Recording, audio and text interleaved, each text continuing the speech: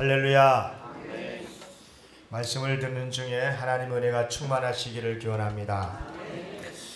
올해는 매우 뜻깊은 해입니다. 2019년이죠. 2019년. 그러니까 3.1 운동 만세, 3.1 독립 만세 운동이 있은 지가 딱 100년이 되는 그런 해인데, 그러니까 지금으로부터 100년 전 1919년 당시 우리나라는 참으로 암울했죠. 이미 일본에 의해서 국권을 빼앗겼죠. 9년 10년이 벌써 지났어요. 1910년에 한일 합방이 됐으니까 천황숭배, 신사참배가 강요당했고, 억압과 고통 속에서 말할 수 없이 험난한 그런 삶을 국민들이 살았죠. 민족의 희망이라고 하는 그런 것은 아예 보이지 않았고, 당시 어느 나라도 우리나라를 도우는 그런 나라가 없었어요. 당시 정말 국민들은 말할 수 없는 시기와 절망에 빠져 있었습니다. 정말 캄캄한 시대, 그때 기독교를 중심으로 한 종교 지도자들 일부가 소위 독립만세 운동을 일으킵니다. 그러자 이제 모든 국민들이 한 마음이 돼서 태극기를 들고 대한독립만세를 외치면서 거리로 뛰쳐나왔죠. 일본 경찰의 총탄 앞에 맨몸으로 태극기만 들고 맞섰습니다. 그 결과 피살된 사람들이 약 7,600명 죽었어요. 그리고 부상당한 사람이 16,000여 명, 체포된 사람이 47,000여 명, 당시 불에 타버린 집들이 8,700여 호. 당시 교회는 아주 적은 숫자였는데 불타버린 교회가 47곳. 당시 3.1 운동은 죽음을 각오하고 나라의 독립을 찾으려고 걸기 위해서던 한마디로 민족적 절규였죠. 물론 우리가 잘 알다시피 3.1 운동으로 해서 나라가 독립이 되고 나라를 다시 찾고 그러지는 못했습니다. 그러나 3.1 운동으로 말미암아서 대한의 국민이 살아있다, 깨어있다, 이것을 온 세계에 알리는 중요한 계기가 됩니다. 무엇보다도 임시정부를 탄생시키는 출발선이 되죠. 약간 좀 학자들 간에 의견 차가 있습니다만은 우리 대한민국의 시초가 언제냐? 1919년이냐 1948년이냐? 서로 이렇게 약간 의견 차가 있습니다만은 중요한 것은 바로 3.1 운동 당시 그런 죽음을 무릅쓰고 만세운동을 일으켰던 그 한복판에 한국교회가 있었습니다. 당시 기독교인의 비율은 전체 인구 1.5%밖에 되지 않은 아주 극소수였던 기독교인들. 그러나 교회는 작았지만 민족의 고통을 예면하지 않았습니다. 겨우 1.5%밖에 되지 않는 작은 숫자였지만 독립선언문에 선언했었던 33인 중에 16명이 기독교인이었습니다. 피검자들의 22.4%가 기독교인이었고, 특히 피검자 중에 여성 피검자의 65.6%가 기독교 여성들이었습니다. 기독교 여성들은 목숨을 걸고 나라를 지키기 위해서 만세운동에 앞장섰지요. 약하게 보였지만 강했던 교회. 그러면 이렇게 교회가 민족의 고통을 예면하지 않고 민족의 동반자로서의 사명을 감당할 수 있었던 그 원동력은 무엇이었을까? 기독교인으로 하여금 그렇게 부연이 일어나서 만세운동을 일으키고 목숨을 걸고 나라 독립을 위해서 애썼던 그런 놀라운 일을 했던 그 힘은 어디서 나왔던 것인가? 한마디로 말해서 영적 부흥이었습니다. 1907년에 평양 대부흥운동이 있었죠. 평양 대부흥운동이라는 것은 만세운동이 있기 한 12년 전에 1907년이죠. 평양을 중심으로 일어납니다. 그래서 전국으로 확산되었었던 한국교회의 대표적인 부흥운동이었는데요. 1907년 1월 6일 그날이 주일이었는데 평양 장대인 교회에 평양에 있는 4교회가 연합 집회를 하게 된 거죠. 나중에는요, 부흥의 기간 동안 얼마나 사람들이 많이 모였는지 장소가 적어서 여자 교인들은 각각 자기가 속해서 다니는 교회에 모여서 집회를 하게 되고, 요즘처럼 인터넷 된 것도 아닌데 강사가 다른데도 그렇게 집으로 가지 않고 각기 자기 교회에서, 남녀 중학생들, 소학생들은 학교 자기들이 다니고 있는 강단에서, 그리고 남자 교인들 2,000여 명만이 장대현 교회에서 계속해서 부흥회를 하게 되죠.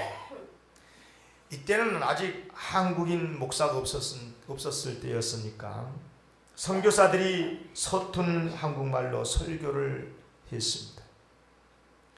근데 원래 선교사들이, 외국 선교사들이 한국에 와가지고 새벽기도 안 했거든요.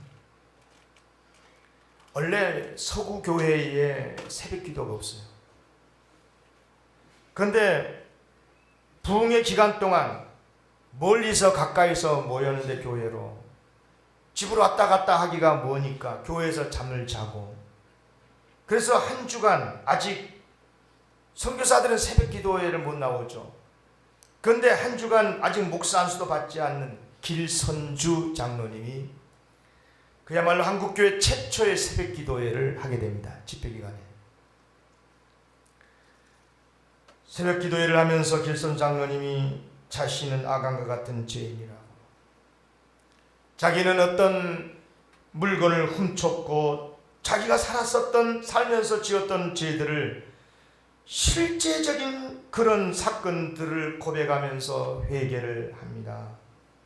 그러자 많은 교인들이 그 간증을 듣고 새벽에 눈물을 흘리면서 가슴을 치면서 회개를 하게 되는데, 한 주간 내내 새벽 기도하면서 회개가 계속되니까, 여러분, 회개란 게 뭐예요? 내가 죄를 지었습니다. 언제, 어떻게, 무슨 죄를 지었습니다. 이런 죄를 고백한 거잖아요. 그런데 이런 회개 운동이 일어나니까 이 소문을 들은 일본 경찰이었던 방은덕이라고 하는 경찰이 흉악범을 잡으려고, 교회 가면 죄를 고백하니까 다 쥐가 이실직고 하잖아요. 그러니까 그것을 듣고 흉악범을 잡기 위해서 집회에 참석했다가 자신도 회개하고 예수를 믿게 되었다라고 하는 이라는 정말 유명한 이야기입니다. 과연 낮, 밤 할 것 없이 계속해서 모여서 집회하는 동안에 강력한 성령의 역사가 임했고, 수많은 대중들이 자신의 죄를 구체적으로 앞에 나와서 간증을 하면서 눈물로 자복하는데, 서로 가정 안에서, 직장 안에서, 교회에서 반목하고 질시로 서로 갈등했던 교인들끼리, 가족들끼리 껴안고 화해하는 모습도 나타나고, 이런 것들이 밤을 지새우면서 새벽 2시, 3시까지 계속되었다고 합니다. 이런 모습을 보고요, 한 여자 선교사가 이렇게 기록을 했습니다. 마치 지옥의 지붕이 젖혀진 것 같은 착각이 들 정도였다. 지옥이 뚜껑이 열려서 천국으로 변한 것 같은 역사였다고 말해요. 당시 런던 타임지는 선교사들의 이런 보고를 듣고 이렇게 보도를 했습니다. 마치 밖으로부터 뭔가 물밀듯 밀려드는 강력한 힘의 임재에 압도를 당한 듯했다. 선교사들도 놀래고, 그동안에 약 한 20-30년 동안 선교가 진행이 됐지만 전도가 안 되고 교회가 부흥이 안 된 가운데서 평양대 부흥운동이 기점이 돼가지고 전국적으로 한국교회가 부흥하게 되는데, 1909년에 100만인 구령 운동과 더불어서 한국교회가 회개하고 아주 경건하게 건전한 교회로 도약하는 아주 중요한 계기가 되었습니다. 중요한 것은 이와 같은 신앙 대부흥운동이 교회로 하여금 3.1운동의 선봉에 서도록 하는 원동력이 됐다는 것입니다. 그 유명한 빌리그리암 목사님, 우리 한국에 여러 번 오셨죠. 엑스폴로 74의 주강사였죠. 80년대에 한국에 와서 그분이 이런 말을 했다고 그래요. 나는 캐나다에서 숲속의 새소리에 잠을 깼다. 일본 도쿄에서는 이른 아침 자동차 엔진 소리에 잠을 깼고 일본의 번영을 보았다. 나는 한국 서울에서 교회당 새벽 종소리에 잠을 깼다. 새벽에 깨어 기도하는 나라 한국은 세계의 희망이다. 여러분, 누가 뭐래도 우리 한국 사회를, 고난을 당한 한국을 끌어안고 민족을 끌어안고 울며 이 민족을 세우기 위해서 몸부림을 했었던 그 중심에는 한국교회가 있었다는 사실입니다. 사랑하는 성도 여러분, 하나님께서는 우리에게 우리 대한민국을 맡겨주셨습니다. 그러므로 우리는 우리나라 이 민족의 역사를 바로 세워나가야 될 사명이 있는 줄로 믿습니다. 비록 작았지만 아직 숫자로도 적고 연약하고 아직 교회 안에 유명 인사도 없고 그럴 때였지만 하나님께서는 우리 한국 교회로 하여금 민족의 동반자로서의 사명을 지금까지 감당하게 해 주셨습니다. 그러나 지금은 참으로 안타깝게도 우리 교회가, 한국 교회가 과연 민족의 동반자로서의 사명을 감당하고 있는가? 이런 것들을 생각하면 참으로 마음이 아픕니다. 여러분, 흔히 인류는 강자와 약자 간의 대립과 투쟁 또는 공존으로 역사를 만들어 왔다고 말을 합니다. 맞아요. 어느 시대를 막론하고 어느 사회를 막론하고 강자가 있고 약자가 있고 존재하지 않습니까? 그리고 약자의 서러움이라는 것은 참으로 고통이 크지요. 최근에 우리나라가 경험했던 것 아닙니까? 중국으로부터 소위 사드 배치로 인해서 지나치게 불법적인 압박을 받으면서 정말 약소국으로서의 우리나라의 서름을 얼마나 당했습니까? 순식간에 중국 사람들이 여행 오는 것을 금하고 지금 현실적으로 미국을 압박하고 한국을 압박하기 위해서 중국의 선교사로 나가 있는 모든 선교사를 추방하고 있는 이런 현실들 속에서 중국에서 많은 투자를 해서 회사를 세웠는데 사업이 제대로 되지 않고 가게에 문을 닫게 만들고 이런 것들을 우리가 최근에 경험하지 않았습니까? 그래서 그런 것 같습니다. 우리나라 국민들 마음속에 무시당하지 않는 강자가 되려고 하는 마음이 우리에겐 다 있는 것 같습니다. 그러나 여러분 잘 들으셔야 됩니다. 과연 세상은 강자들의 세상인가? 결코 그렇지 않습니다. 하나님 안에서는, 하나님 세계에서는 오히려 약자들도 얼마든지 존귀하게 쓰임받고 아니 오히려 하나님께서는 강자보다도 약자를 선택해서 사용하신다는 사실입니다. 약자를 선택해서 강자라고 자부하는 이들을 부끄럽게 하신 하나님, 사도 바울의 고백이었지요. 고린도 전서 1장 27절 이하에 그러나 하나님께서 세상에 미련한 것들을 택하사 지혜 있는 자들을 부끄럽게 하려 하시고 세상에 약한 것들을 택하사 강한 것들을 부끄럽게 하려 하시며 하나님께서 세상에 천한 것들과 멸시받는 것들과 없는 것들을 택하사 있는 것들을 폐하려 하시나니. 아멘. 하나님께서는 오히려 약자들을 선택하셔서 강한 자들을 부끄럽게 하시는 하나님의 섭리의 오묘함, 이게 바로 하나님 세계의 오묘한 신비인 거예요. 성경에 그런 이야기가 많이 있어요. 우선 이스라엘이라는 나라만 보십시다. 이스라엘 나라가 컸습니까?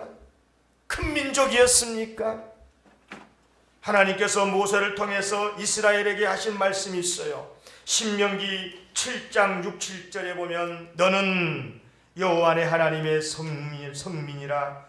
너 하나님 여호와께서 지상 만민 중에서 너를 자기 기업의 백성으로 택하셨나니 여호와께서 너희를 기뻐하시고 너희를 택하심은 너희가 다른 민족보다 수요가 많기 때문이 아니니라. 너희는 오히려 모든 민족 중에 가장 적으니라. 다른 민족보다 민족성이 뛰어나고 숫자가 많고 강성해서 하나님이 이스라엘을 선택하신 것이 아니라 작았지만 작은 자를 통해서 이 세계에 모든 세계에 복이 되게 하시려고 선택하셨다는 거죠.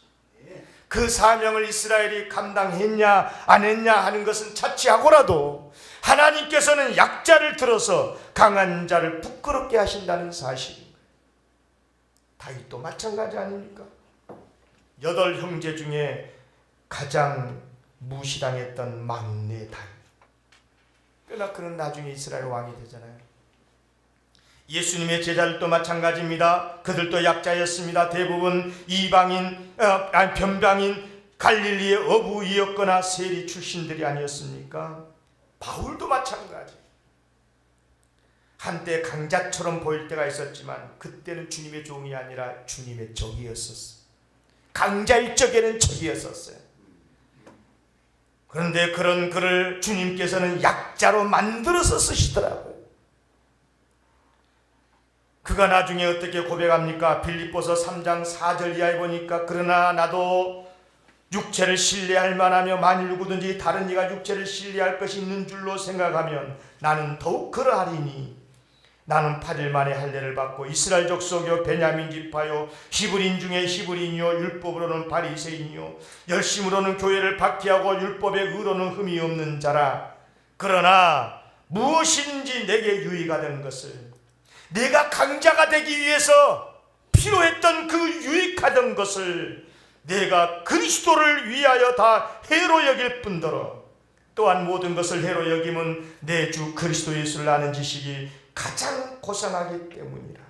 내가 그를 위하여 모든 것을 잃어버리고 배설물로 여김은 그리스도를 얻고 그 안에서 발견되려 함이니 내가 가진 의는 율법에서 난 것이 아니 오직 그리스도를 믿음으로 말미암은 것이니 곧 믿음으로 하나님께로부터 난 의라. 아멘. 사도 바울은요, 주님의 종이 되는 순간 과거에 자신을 강자로 만들어 주었던 그 모든 것들, 강자가 되기 위해서는 반드시 필요하다는 것들 다 버렸다는 것. 그러자 하나님께서는 약한 그를 다시 쓰시는데 강자를 깨트리시고 이 세상을 복음으로 정복하는 일에 사용을 하셨더라고 하는 사실이에요. 여러분 기억하셔야 됩니다. 하나님은 약자들을 들어서 쓰시는 줄로 믿습니다. 약자들이 끝까지 약자로만 남는가? 결코 그러지 않아요. 일반적으로 생각하면 강자가 약자가 되면 부끄러워해요. 그렇죠? 돈이 많던 사람이 실패를 하잖아요. 그럼 동창회도 안 나가더라고. 삶을 포기하고 숨어요. 그러나 초대교회 성도들은 약자였지만 결코 부끄러워하지 않았어요. 오히려 당당하게 살았어요. 고린도후서 4장 8절 이하에서 사도 바울이 고백하잖아요. 우리가 사방으로 우겨쌈을 당하여도 쌓이지 아니하며 답답한 일을 당하여도 낙심하지 아니하며 박해를 받아도 버림받지 아니하며 거꾸로 뜨림을 당하여도 망하지 아니하고 우리가 항상 예수의 죽음을 몸에 짊어짐은 예수의 생명이 또한 우리 몸에 나타나게 하려 함이라. 약자처럼 보였지만 실제는 강자였다는 거예요. 아멘. 오늘 본문 디모데후서 2장 1절 말씀이 바로 그 내용입니다. 이 말씀은 사도 바울이 이제 늙어서 곧 이제 돌아가실 때가 됐는데 주님 나라에 들어갈 때 이제 믿음의 아들인 디모데에게 말합니다. 너는 강해야 된다. 그런데 강하라고 그럴 때 뭐라고 말하냐? 너는 그리스도 예수 안에 있는 은혜 가운데서 강하라. 아멘. 그리스도 예수 안에 있는 은혜로 강하라. 여러분, 진정한 강자는, 진정한 강함은 어디서 나오느냐? 예수 그리스도의 은혜에서 나오는 줄로 믿습니다. 하나님의 말씀에서 나오고 십자가의 복음에서 나온다는 거예요. 여러분, 돈이 많이 벌어져서 부자가 되고 근육질의 남자가 되고 권력을 통해서 강해지라는 것이 아니고, 이런 것들은 앞에서 말씀을 드린 것처럼 바울은 이미 세상의 강함 다 버렸어요. 자기를 강자로 만들어 주기 위해서 필요한 그 유익한 것들 다 버렸대요. 여기서 말하는, 그러니까 강하라 할 때 이 강함이라는 것은 뭐냐? 영적인 강함을 말해요. 영적 부흥, 영적으로 강해져야 된다 그 말입니다. 영적으로 강해서 어떤 상황 속에서 흔들리지 않고 의연하게 사명을 감당하고 형편이 어떠하든지 내 삶의 자리가 어떻게 바뀌었든지 간에 내게 맡겨지는 사명을 묵묵히 감당하는 사람이 어떤 사람이냐? 영적 강한 사람만이 그렇게 할 수가 있는 거예요.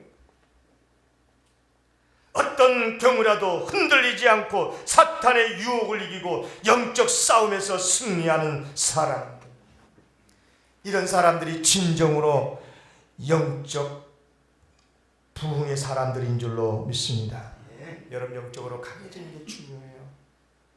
얼마나 중요한 줄 아세요? 들어보세요. 다윗 잘 아시죠? 다윗이 언제 강했어요? 그가 약했을 때 오히려 강했어요. 사울 왕에게 쫓겨요. 왕에게 쫓기는 신하의 입장을 생각해 보세요. 얼마나 두려웠을까요? 사울의 나라에서 어디로 숨어요? 오직했으면 원수의 나라 블레셋까지 숨어 들어갔을까요? 정말 쫓기고 약한 사람 쫓긴 거잖아요. 그럴 때 다윗은 어떻게 했습니까? 오직 하나님밖에 의지할 게 없었어요. 그래서 하나님을 의지했고 하나님께 부르짖었고, 그랬더니 놀랍게도 그가 약했지만 그때는 어느 누구도 그를 건드릴 수가 없었어요. 그러나 그가 나중에 이스라엘 왕이 됩니다. 국력이 강해집니다. 나라가 부강해지고 강자가 되니까 다윗이 약자가 돼버리고 말아요. 밧세바를 범하고 충신 우리야 장군을 죽이고 정직하지 못하고 너무나 쉽게 패배자가 돼버렸던 다윗, 너무 잘 알지 않습니까? 사람이란 게 참 묘해요. 강자가 되기를 그렇게 바라지만 강자가 되고 자신의 강함을 자랑하는 순간, 그때가 바로 무너지는 터닝 포인트. 그때부터 무너지는 거예요. 여러분 보세요.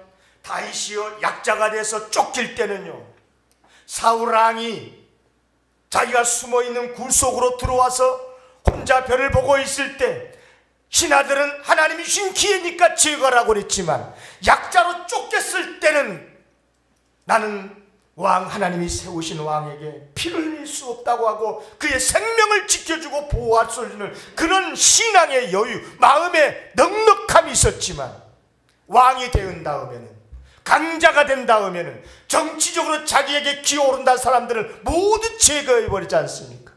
이거 보세요. 여러분, 진정한 강함이라고 하는 것이 무엇이냐? 영적 부흥인 줄로 믿습니다.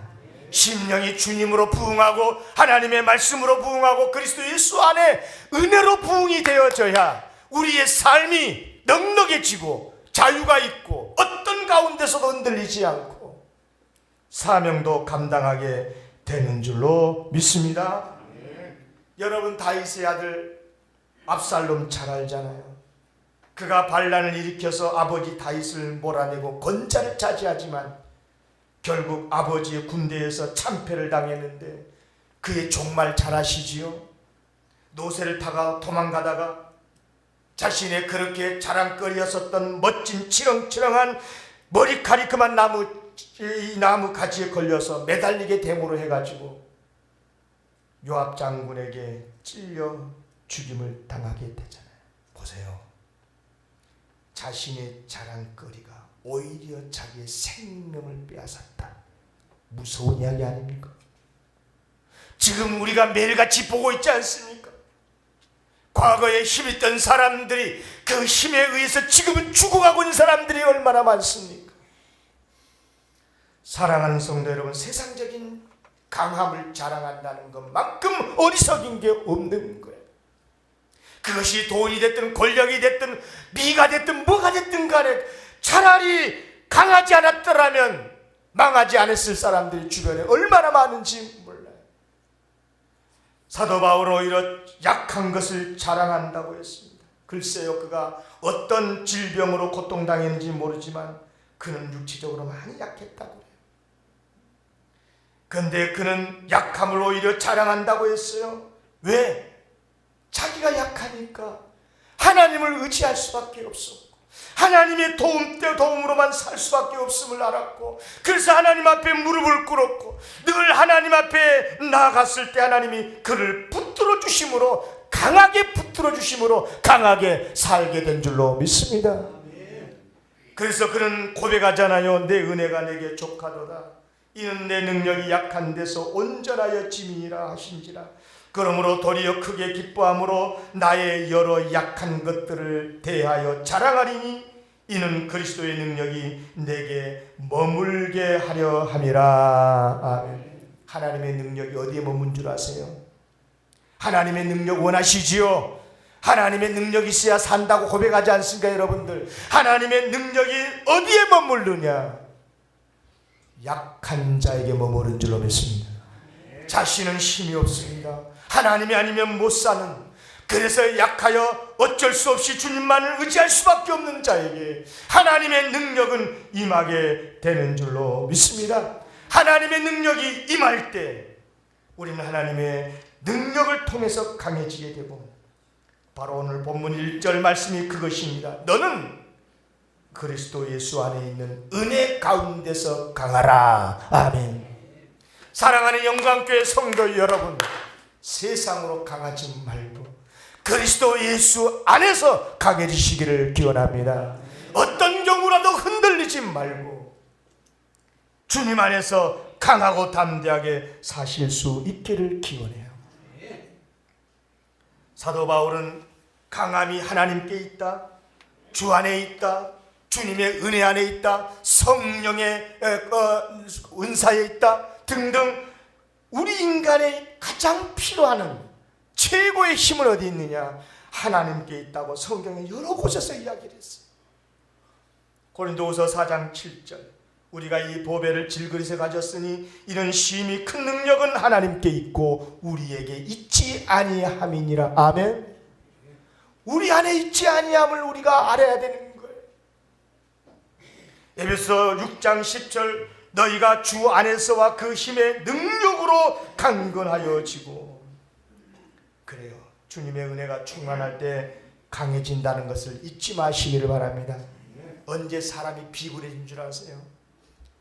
그렇게 넉넉하고 그렇게 씩씩하고 그렇게 자유했던 사람들이, 그렇게 헌신했던 사람들이 언제부터 화가 나고 언제부터 짜증이 나고 언제부터 마음이 불편해 줄 아세요? 주님의 은혜에서 벗어날 때부터, 하나님 안에서 살지 못할 때부터, 하나님의 눈으로 교회를 보지 못하고 하나님의 눈으로 세상을 보지 못할 때부터, 그때부터 모든 것이 힘든 거예요. 여러분, 저는 우리 영광교회가 은혜 가운데서 강하고 담대해지기를 원합니다. 살다 보면 어려운 일도 있을 수 있는 거죠. 없는 사람 누구겠어요? 말하지 않고 몰라서 그런 거지. 집집마다 다 다녀보세요. 다 눈물 있고 아픔 있고 고통 있는 거예요. 그럼에도 불구하고 강하고 담대하게 살 수 있는 것은 주님 안에서 강해졌을 때 가능한 줄로 믿습니다. 강해지시기를 기원합니다. 지금 오늘날 우리 한국교회를 보세요. 불행하게도 영적으로 강해지기는 것보다 육적으로 강해지는 걸 더 좋아하는 것 같지 않습니까?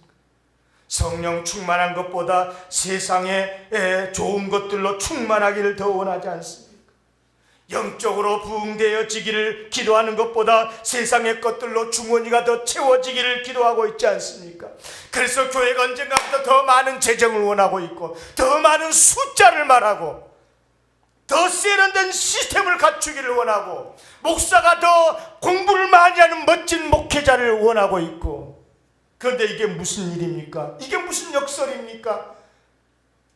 그 어느 때보다 최고의 인터넷 지도자들이 한국교회에 있는데, 서울대보다 더 명문대학교에서 공부하는 목사가 학자들이 신학교에 널려 있는데, 그 어느 때보다 교회가 재정이 많고 숫자도 많은데, 이게 뭡니까?